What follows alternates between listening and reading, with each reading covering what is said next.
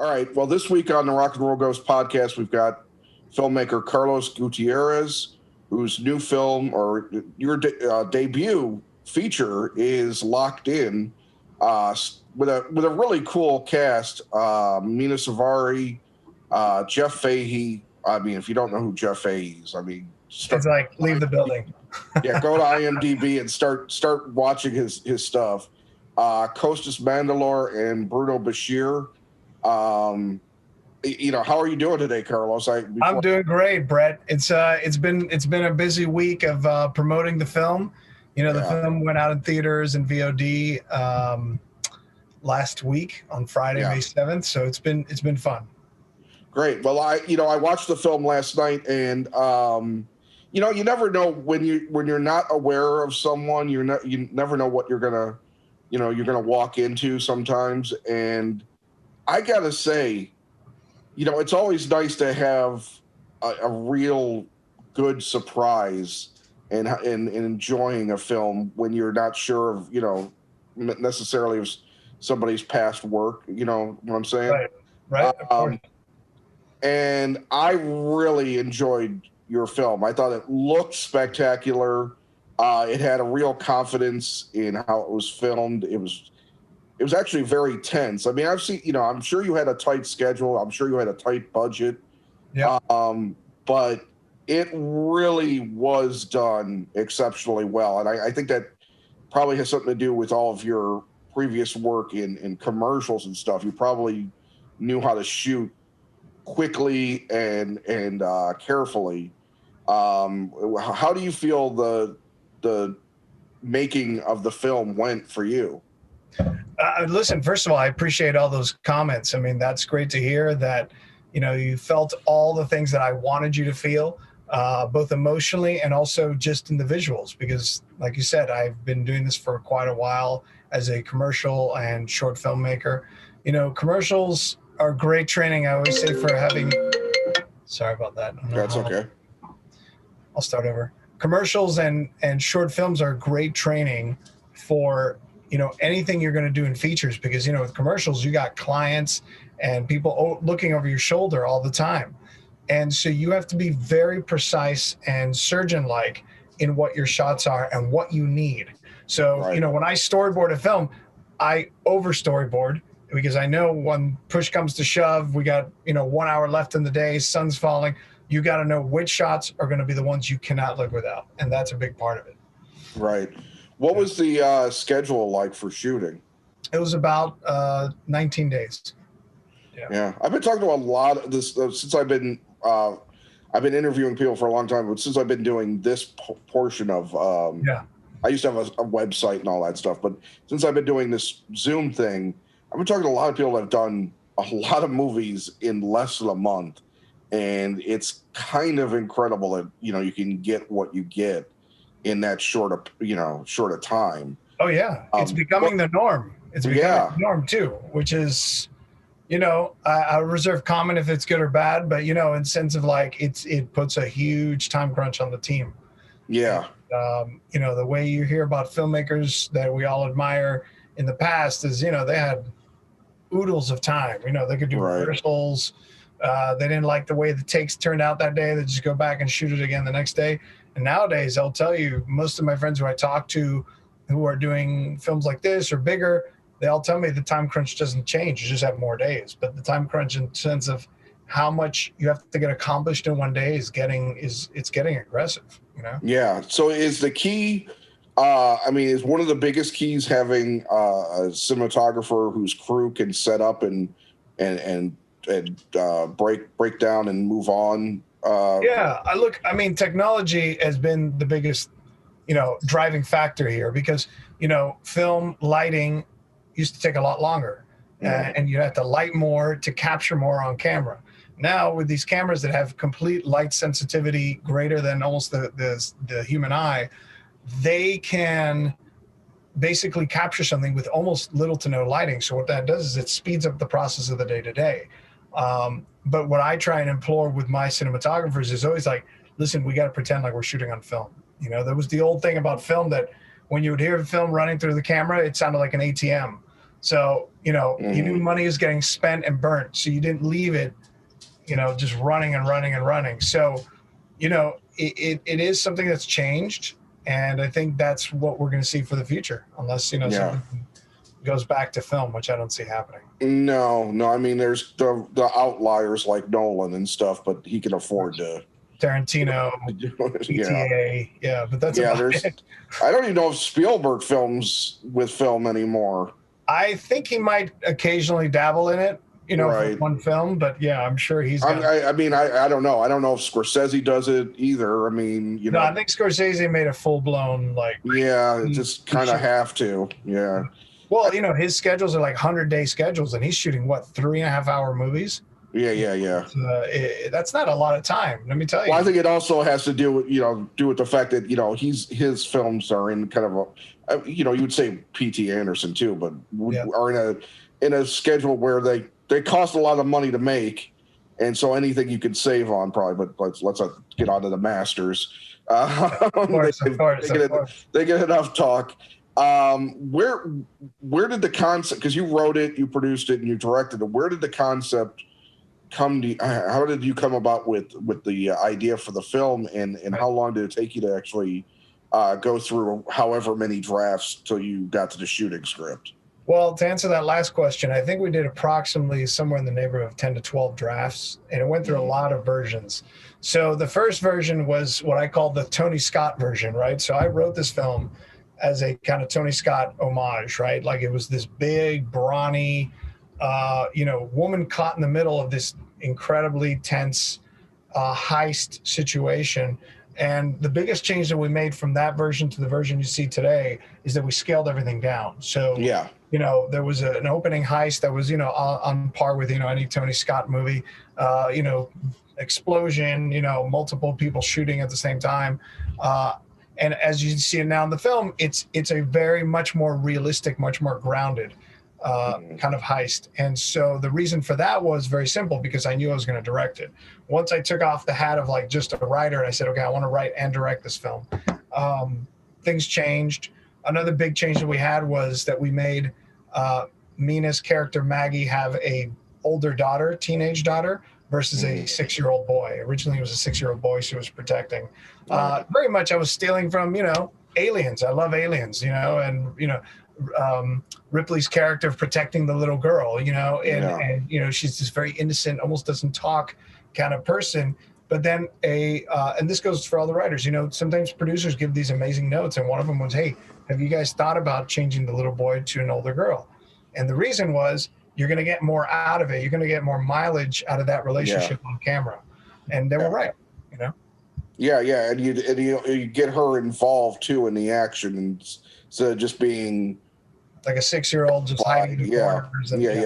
Because actually that's one of the good things. That's one of the problems I have with kids in movies, especially a movie like this, is that they only serve a purpose of being a thing for people to be terrified if they're going to be okay. Yeah. A rare exception is like Aliens or something. Like, there's very rare exceptions where kids aren't just a prop.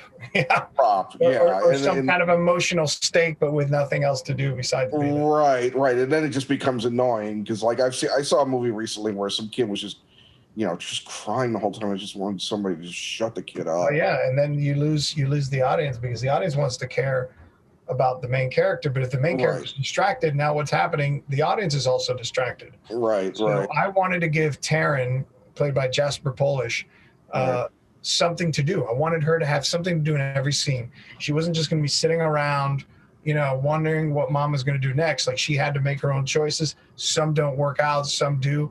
And so it was, I didn't want to make this incredible badass 16-year-old like as if it was Kick-Ass, because that's different style, different genre. And I wanted to make a girl who was human and flawed, and yet didn't have a filter, because, you know, 16-year-olds haven't been taught to not say certain things. So, you know, we gave her catchphrase, and, you know, I think it works, you know, watching it with an audience, it works. I think the people find it funny, you know, and she's a breath of fresh air in the middle of this kind of tense, you know, goings on. Yeah. I also like the fact that it was, in terms of being grounded, it's like everybody was pretty low level there. It wasn't like, some middle class or whatever upper class mom. She's her and her daughter living in a seedy hotel with very seedy characters around. It's like everything about it is just high stakes just to survive, because that's the only thing they're doing. What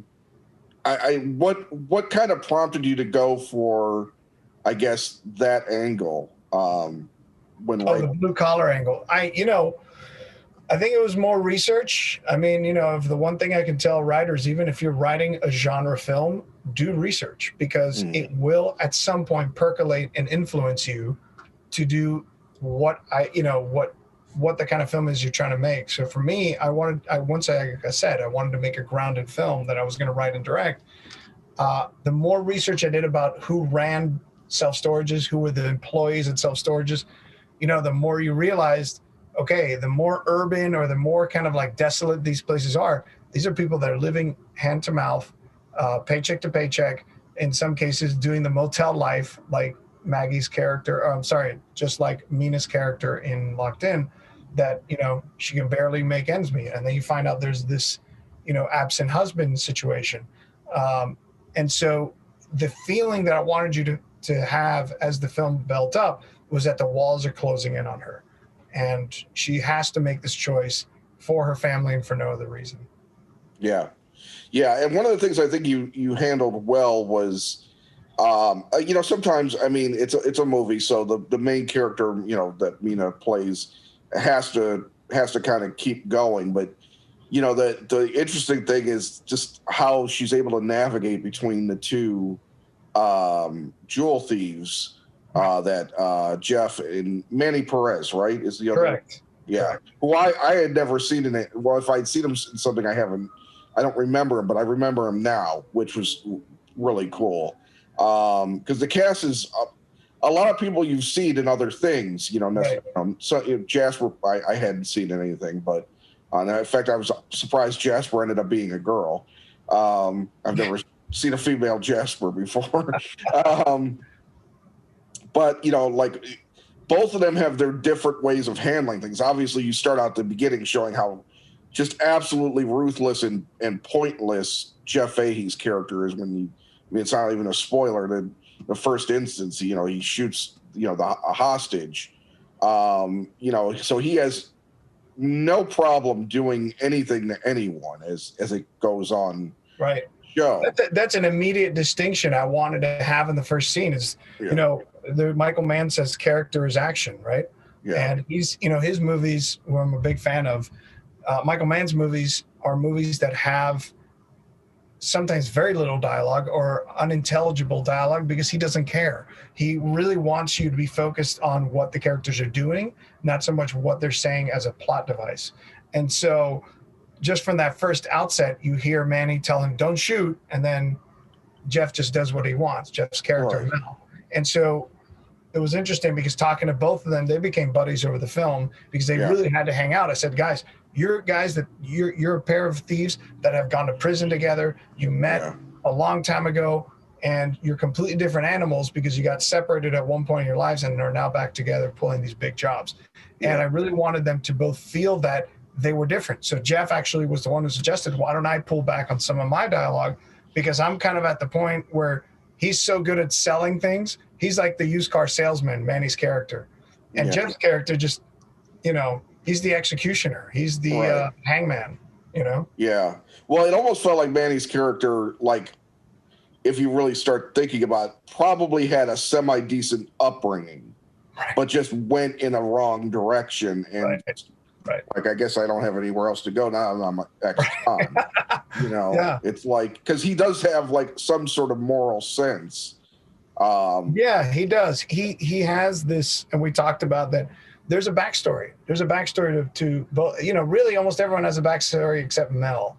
Mel has a backstory, but it doesn't influence his action. Whereas Manny really has a motive, and we didn't want to add like a third or fourth layer of motive in the film. It would have been too much. You already have, Mena and Jasper, and they have their motives. But Manny kept that in his mind while he's working because he's like, dude, I don't want to have to do this if I don't have to.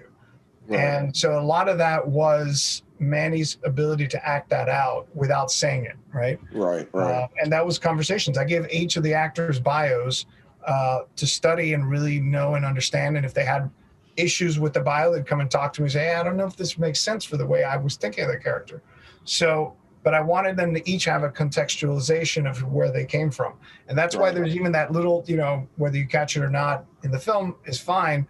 But that Bruno Bichir, who plays Maggie's boss, who really starts this whole machination of the heist in the storage unit, you know, him and Manny, you could tell there was this mentor-apprentice relationship that has deteriorated. Yeah. And, you know, is caught, for, you know, for 1 second, you just get a glimpse of it. But I like that is that there is a history to these characters. You know? Yeah. I got to say, just like, it's interesting that I was just like looking at Bruno, and I'm like, God, why does he look so familiar? And I looked through his credits. I'm like, oh my God, he was on Narcos, and he's Damien's brother. And he was, dude, he had the best scene in Sicario 2, Day of the Soldado. Right. Like that scene with the deaf. He plays a deaf character, and he's doing sign language with Benicio, and it brings like a tear to your eye watching it. And there's no dialogue. Right. And I said, anybody who can do that kind of acting, you know, I'm in. You know. Yeah. I read somewhere about Bruno that he got a Mexican MTV Movie Award for Best Bichir Brother or something like that. I'm like, man, this family is insane down there. Very talented family. All are actors. All are producers. Some are theater directors, like they direct theater in the chances that they also are acting in it. Yeah. And so the joke was that every year there should be a Best Bichir Brother because they're everywhere. Damien obviously is the most well-known on the stateside, but in Mexico, they're like superstars, you know? They're a really well-known family. Yeah, and it was just so mind-blowing to remember his character from Narcos, who he played such a jerk on that. But he also was one of those guys that thought, oh, I got it all figured out, and then, oh no, I'm trapped. No, he was perfect for the character. It was when the casting director suggested him. I'll be honest with you, I had to look more into his scenes because I was familiar with his face, but I couldn't, you know, I didn't do an immediate recall of his acting in those particular scenes. And then when I went back to watch Sicario 2 and I watched Narcos and Absentia, which was on Prime for a few seasons, you know, he has this ability to be shifty, but somehow also endearing, which is such a weird quality if you think about it, that duality. Yeah. Because, you know, at one point he has to be almost father-like to Mena and a friend. Right. And then the next moment be like, listen, I need you to stay the F out of my business. You know? Right. So, you know, it created a lot of fun between him and her, to be honest. Yeah. How did casting Jeff Fahey come along? I mean, that is a great question. I mean, look, I've been a fan of Jeff for years. I mean, you know, I remember Body Parts from the 90s, big fan of that film.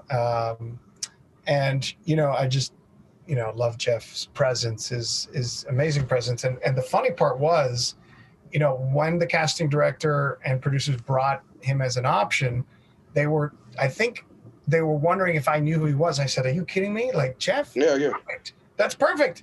And they were like, do you want to like look at it? And I said, no, I know exactly who Jeff is. And so then it became the kind of like talking to him over Zoom and things like that. And he was doing a Western. So he had this huge amount of hair and this giant goatee. You know, he looked like a cowboy from the 1800s. Yeah. And I said, Jeff, would you be willing to cut that? Because I just hadn't figured out how this character was going to look yet. You know, still processing, okay, it's Jeff. And he goes, man, I can't. Got to keep it. And I said, okay, give me a couple of days to think about that and process it. And so I based his character on Waingro from Heat. Again, being a Michael Mann fan. So if you look at Waingro's character in Heat and Jeff, you'll see a lot of similarities there. Yeah. So there was, you know, it's using those things that happen to you. Those are happy accidents. And I think it helped the character. It helped hide Jeff's good looks. You know, it helped him really go into that character. So you had to have him, you had to be filming him while he was working on something else.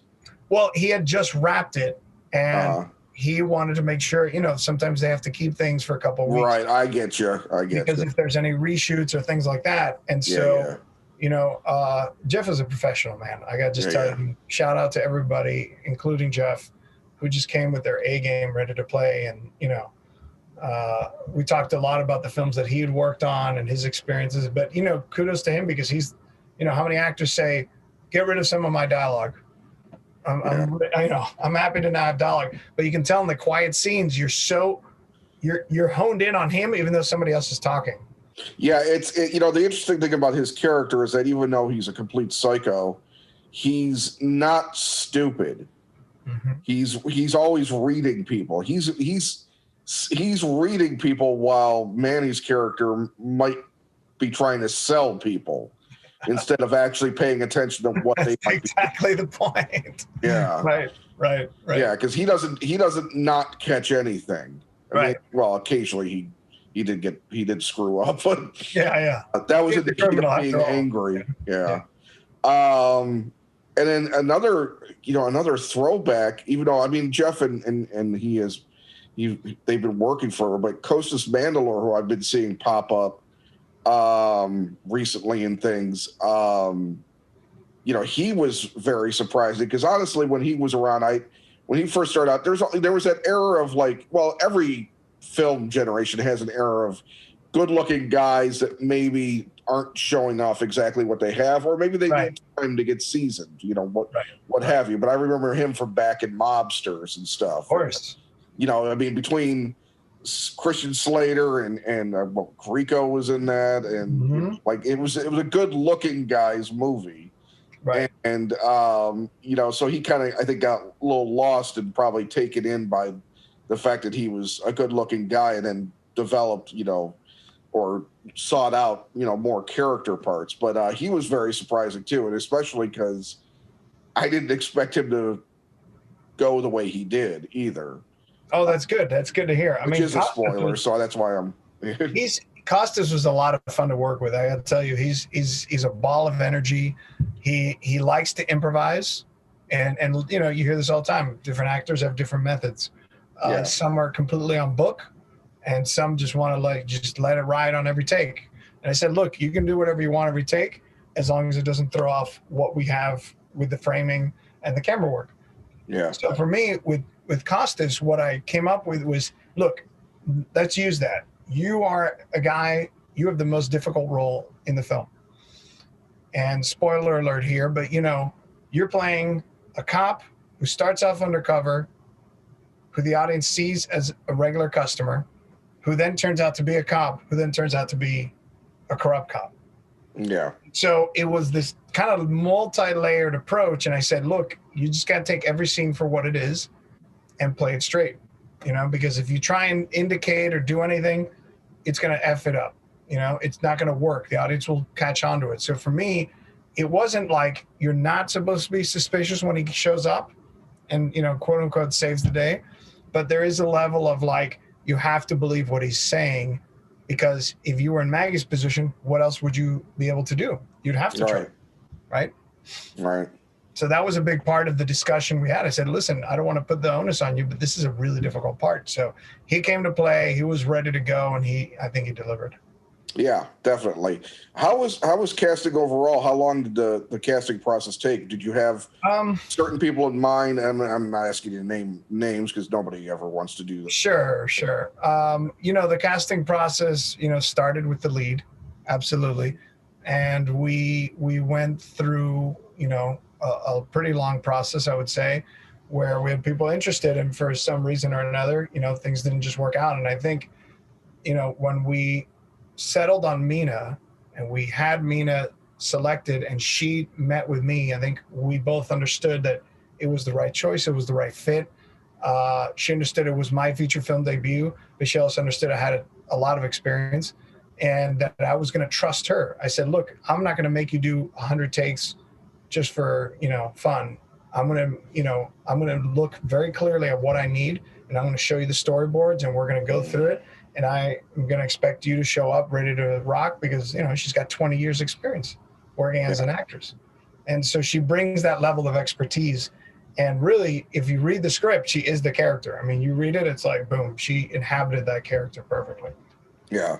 Yeah, she was really good. And it's with Mena, even more interesting, I guess, in my mind going into it, because can't say I followed her career as much over, since the beginning with American Pie and American Beauty. And so in the back of my head, I'm like, I'm still thinking she's this like teenager, and it's just interesting because it's been 20 odd years since those movies came out. It's like she's not a teen. She could easily be, be a mom to a 17-year-old daughter, which is right. It's just weird how sometimes time messes with your head. While some people like Paul Rudd and Tom Cruise look exactly like they did 20, 30 years ago. Some people just, I'm not saying she looks old. I'm just saying she doesn't look like that kid anymore. Right. She was a kid. Age. That's the thing. Yeah, most people do age. She was a kid, and people are going to have their second careers sometimes. And I think she's now matured into a role level that she's still the lead, but where she's kind of taken more seriously for what she can do as an actress rather than her looks, Right. She was cast very specifically when she was younger because she had such an interesting look to her, and she still does. It's like when you put the light, 2 feet in front of her, the camera just absolutely just envelops her, and Yeah. It's always just fascinating, because again, you get into an area where people start out at, younger kids or what have you, and they kind of get typecast for sure something, and they're not allowed. Excuse me. I'm sorry. Allowed to, by whoever. Yeah, by the powers that be. Develop. Yeah, some people have long-standing careers where they go from young to old, and some people, get kind of pushed aside, and it's sometimes it's for no real reason other than somebody sees them in a certain way and they can't see them as something else. Yeah, absolutely. I mean that happens all the time. You see it. Yeah. So when did you make the film? So we filmed December of 2019. We wrapped Christmas Eve, December 24th of 2019, and 2 months later we're in COVID. So there was at one point we were looking at the schedule and pushing maybe to February of 2020, which, as you can imagine, was very fortunate we didn't do that because we might have run head straight into a COVID situation even before it became like the lockdown that it became. Yeah. So we shot near Philadelphia in a town called Lancaster, and we had a great time filming there. It really added a lot of character to the film, I think. Yeah. I thought it was Pennsylvania where you were filming because I believe there was a plate that had Pennsylvania. There's a plate, and then there's the cops. I didn't even notice the cops. That was quite a scene. I think it. It's not. Your film is a very good home watching. It's in theaters. If it's near you, obviously try to go see it in the theater because that's always the best experience. But the way people are right now, people are still a little hesitant. So being on home video, wherever, Apple or Vudu or what have you, is a great way for people to see it. I think it's a fun, it's a little dark, but it's still fun in terms of giving you thrills. I mean, and kind of keeping you on edge. I think it's a very good, there's so many films that are in this area, I think, that are not good. You know what I'm saying? I don't know why I'm saying, what I'm saying all of a sudden, but I'm not a rapper. No, I listen, I study all kinds of films. I watch something in the neighborhood of 5-6 movies a week. Yeah. And it's homework, because I got to sit there and really analyze what's working in this film and what's not. And as you know, it's easier to point out what doesn't work in a film than in what's working. If something's a genius piece of work, it hits you the first time like a ton of bricks and you don't know why it works. But the big thing for me is just studying the genre, like the thriller, heist kind of genre for me, suspense, going all the way back from Hitchcock and, being all the way modern day with Fincher and everyone else in between. you just really understanding how they develop suspense, right? And what are the tools and how little the story in a way matters as a plot, right? It's more what the characters are doing and why they're doing it. So that was a big thing for me, because I did scale back on the story somewhat because it was much more complicated before, and there were more levels to it. And I said, okay, this is really just this. It just is about this, because I wanted to focus on the acting as much as possible. Right. And, I think, Mena gives a sensational performance. She has to hold the frame almost in every shot, except for the end, the very beginning. So I think it's, kudos to her also that she was willing to kind of like deliver every day, day in, day out, in sometimes in 10-degree weather on top of that roof that serves for the ending. So, it was a tough shoot in that sense, Yeah. Well, I think a lot of times economics and time sometimes will breed the best. Mm-hmm. I think sometimes when you're given an unlimited leash, it goes, I'll just point to an album, let's say Guns N' Roses' Chinese Democracy. Right. Sort of thing. When you're given untethered, time and money, it becomes something completely insane. Right.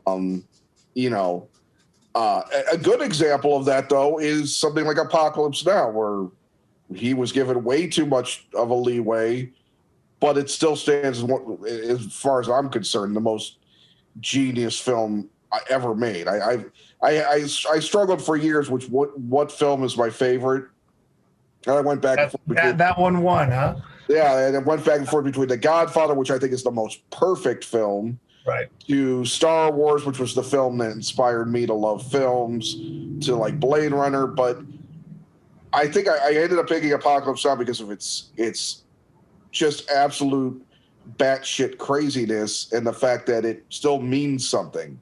It's, but that's neither here nor there. And it does. I mean, there's a lot about the visuals. And again, I go back to what we remember is not the plot. You remember what the characters are doing and why they're doing it. The visuals are just this amazing cherry on top, because, the visuals, you can watch that movie on mute and it's still, you can feel the story in every level. I mean, it's, it's a visual masterpiece. It's a masterpiece in itself.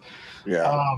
But, going back to the genres, it's like, here's an example, Fincher did this movie, Panic Room, right? Yeah. And I studied that movie a lot. And that's a big movie. That's, maybe not so much these days, but it's a $70 million suspense film.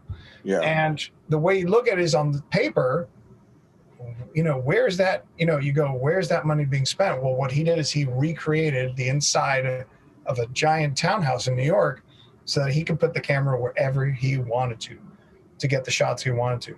And so it just proves that really, like, these kind of stories, suspense stories, like you said before, don't need a huge budget. It's in the way of the storytelling that you need the money. And of course, when you get actors like Jodie Foster and Jared Leto and Forrest Whitaker, that obviously changes the game. But in the sense of, like, when you read what the story is, your mind doesn't go, oh, this is $100 million movie. Right. There's no spaceships. There's no 3 eyes. There's not some golden orb that they have to go chase. So, that I actually love to see that comparison, because there's so many levels of the thriller suspense genre. Another one is like 10 Cloverfield, First Time Filmmaker. That movie blew me away with just the level of suspense in it, in one place, in one location. That was another film that I really, really enjoyed too. That's a good one. Well, I want to talk a little. I don't want to take up too much more of your time, but I do want to talk about. You've got 2 other things coming up, and one is a documentary about Cuban refugees, correct? Oh, well, that was a documentary already shot. It hasn't been distributed yet, but it is. We're looking for a distributor right now, but it won a festival prize, and that was a feature documentary about the Peter Pan exodus from Cuba.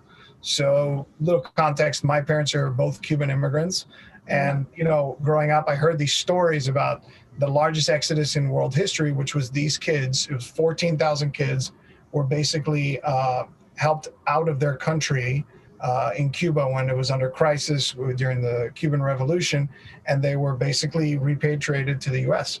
And so it's the story about how that happened, and then the kind of the after effects for the kids who then grew up, obviously, to many of them lead incredibly successful lives, but with this trauma of being separated from their parents. Yeah, yeah, and obviously you have some, the connection to the material, Right. having had your parents flee there. Do you have family in Cuba still? Yeah. My father's side of the family's still there, and we're in communication with them pretty often. But it is like talking to someone in North Korea. The communication channels are not very open. Put it that way. Yeah. Yeah. Do you how do you feel? I know Cuban.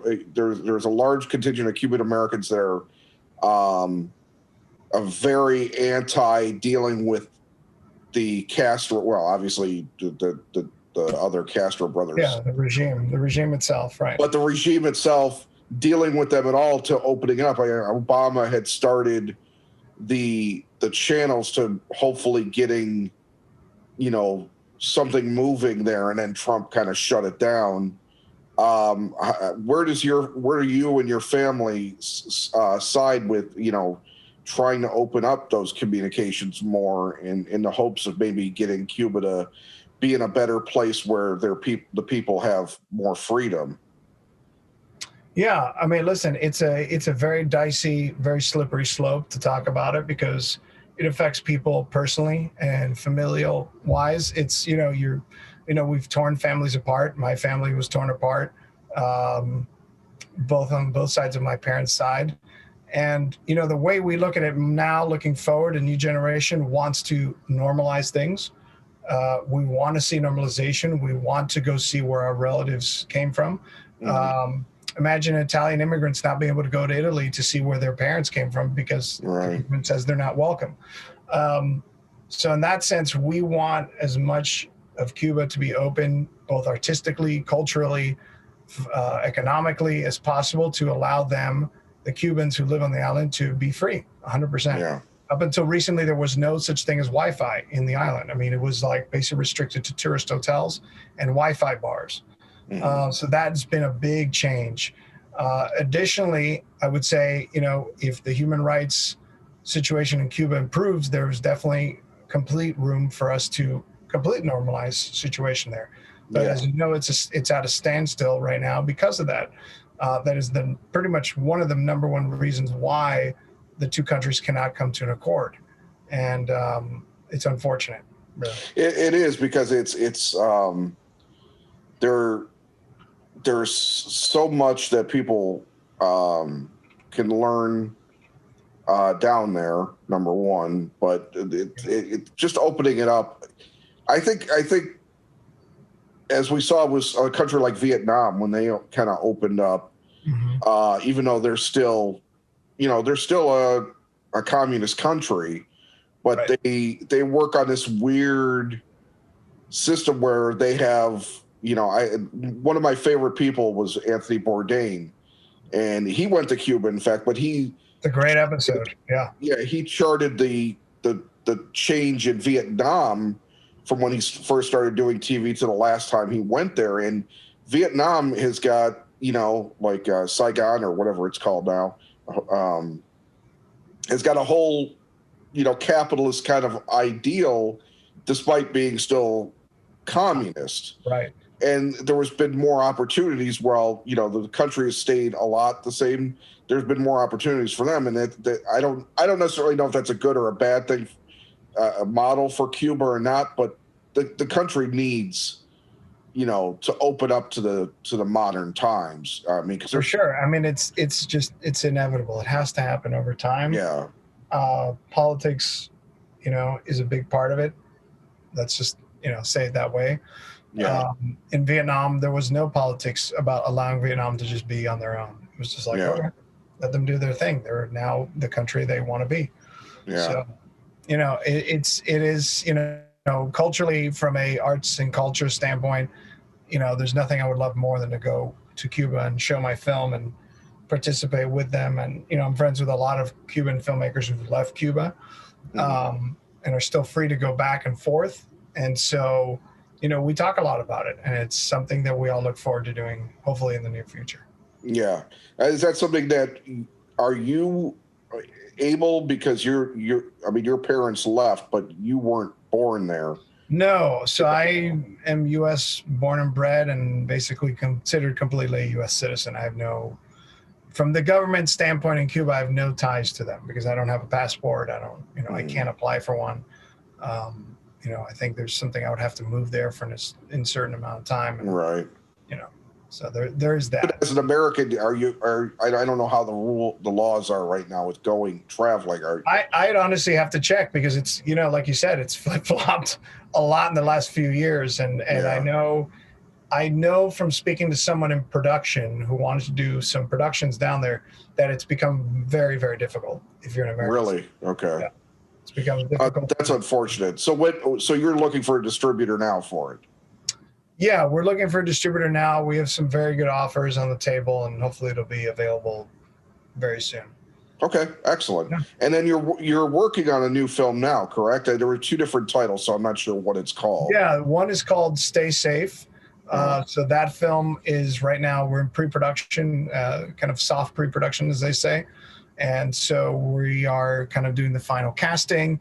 We're going to start location scouting very, very soon, and hopefully be filming some point in the summer. Okay. Yeah. All right. And there was another one you said? Yeah, there's another film that I wrote. Stay Safe, I did not write. And the one I wrote is called Open House, and it's a thriller set in the real estate market that I'm hopefully going to be directing in early 2022. Okay, awesome. Yeah. How are you staying busy during all this? Have you directed commercials or done any other work? Yeah, I've been directing a lot of branded content, some commercials. I have a commercial next week, and it's kept me busy, and doing some rewrites as well on material, either mine or someone else's. Again, I love writing. Writing is one of the things that gets me up in the morning. I love doing it, and and then suddenly the day starts landing on you in production and things that sometimes you don't have any control over or very little control. You have to kind of deal with those, and that's just the job of a director at the end of the day. How have you found? We're finally getting into a time where more multicultural voices and more voices that instead of just white guys are being allowed to make films. How have you found? Do you feel like you've started your career in more the right time than perhaps others? Listen, I would hope so. I mean, I waited quite a long time to do my first feature. I had a couple opportunities in the past. I just didn't think they were right. And I hope right now with the advent of more minority stories being told by the minority filmmakers themselves, that I think is an important difference. It's not that Hollywood hasn't wanted to tell minority stories or stories about people of color in the past. We all know that that's not true. There's been Oscar winners about that, Moonlight being one of the most recent. But what the difference is that now what is in the forefront is that the minority filmmakers should be the people telling those stories. Mm-hmm. And that more people of color are also greenlighting the projects, because the big thing is not whether there has been enough or sufficient amount of people of color behind the camera as directors, writers, even producers, but that there's studio executives and network executives willing to greenlight these projects. And so that's been a big part of the shift as well. Yeah. So I'm just hoping to keep doing it, man. I just want to go. I'd love to have a story. I want to catch up to Soderbergh if possible one day. Yeah. The man doesn't stop. How do you feel that that you would, which would you prefer? Would you prefer to just keep working and writing the stories, writing any story you want, not based on anything necessarily that, culturally or anything, just, like Locked In is not a specifically, cultural cast or anything. It's kind of all over the place. Do you feel like that's something you want to get into, telling stories that, like your documentary, where you're telling stories about from your viewpoint as a Cuban American, or do you want to be able to just go back and forth and do whatever you want, as you're able to? That's a great question, and I have given thought to that. I mean, I would love to adhere to the strategy of one for me, one for them. Christopher Nolan, Soderbergh, these guys have all been able to do stuff that have been able to do films and even TV shows that, in the case of Soderbergh, that have been something personally relevant to them. In the case, I just think of Nolan with Dunkirk. He couldn't have done Dunkirk without having done Dark Knight. Right. And Dark Knight earned him the ability to tell a very unknown, somewhat limited in scope story that still was a success, and honestly for me is a masterpiece. But he was at the height of his powers when he did it. He was able to get a film done the way he wanted to do it and tell a very personal story about this one-time, event in British war history. Yeah. And similar to that, I want to tell stories that are Hispanic and Latino in nature, but I also look at it in a sense that there's stories that I've written that I'm like, anybody could be cast in this. But I do realize that now it is my responsibility as a filmmaker of color that I should be pushing that agenda so that the actors also are getting those opportunities that I've been given now too.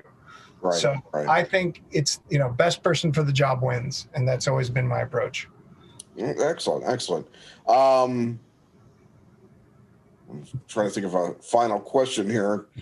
I guess what drives you the most in your career? Where were you at when you first realized you loved films enough to want to, make them or be involved in filmmaking? What TV, commercials, movies, however the shape ended up, would take, to what drives you now? How can you describe the person you started as to the person that you are now, and what motivates you today? Well, that's a great question. I mean, what motivates me today is just telling a personal story. And a personal story can be a genre film. I don't subscribe to the fact that genre films can't be personal and told from a personal viewpoint. I think of story and character together. A lot of times I'll think of a character, but I don't know what the story is. And sometimes I start with just a location and my brain just starts going. Even as a kid, I would listen to music and the visuals would just come to me. And I was very young. Right. I didn't put writing and visuals together. That world didn't exist for me. And so I started off as a poet. I was writing poems when I was a young kid, probably like 11, 12 years old. I was doing short stories that would scare the hell out of my mom. But what was funny was, even if they did have a, let's say, horror or suspense element to them, they were told from a very specific cultural side, which was me. And it was only a story that I could tell because it was something I experienced. Right. And so I've always had the audience in mind. I always keep the audience in mind. It's something that's very important to me, because I want as many people to see them as possible. Now, certain stories don't fit that genre, and I recognize that. But I definitely have more stories that are in the kind of audience-appealed genre films than I do that are just kind of, let's say, a straight-up drama. But I do have a couple of those up the sleeve, ready to go. So. Gotcha. All right. Well, I thank you, Carlos, for taking the time to talk to me today. I wish you good luck on Locked In and finding a distributor for your documentary about Cuban child refugees and everything else you got going on. And hopefully we'll talk again down the line. Thanks, Brad. I really appreciate the time, man. You took a lot of time to ask me the right questions, so I appreciate it. I appreciate it. No, I love doing this. I love talking to new people, and you had good answers. I wasn't pulling teeth or anything, so I appreciate that too. Let's do it for the next one too. All right, man. Good luck to you, and we'll talk soon. Thank you. Appreciate it. Take care. Bye. Bye.